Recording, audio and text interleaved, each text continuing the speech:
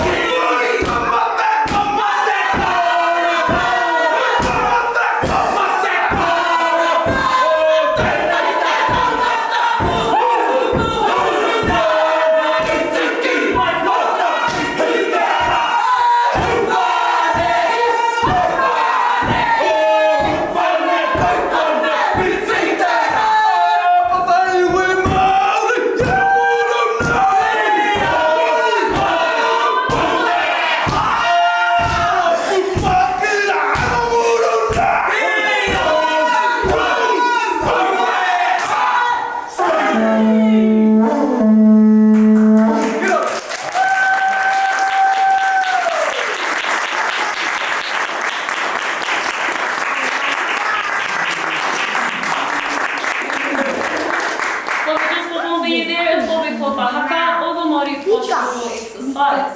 Was utilising days of old by our male folk to help mentally, physically and emotionally get ready for the onset of battle. Now throughout that item you'll notice some certain facial gestures such as the bulging of the eyes, the protruding of the tongue, and the shout. This is what we call a pukana. It's all an act of defiance, so hopefully scare away any of the enemies and no battle will have to take place. Rather than seeing up to 4 warriors, you would have seen more up to 400 plus warriors performing the haka all at one time. But our very few done a marvellous job for you this afternoon, so how about giving them another round of applause?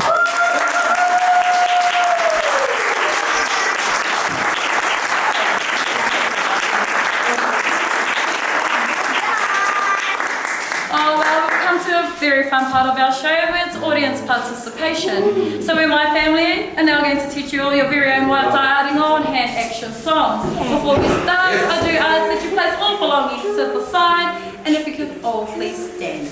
You.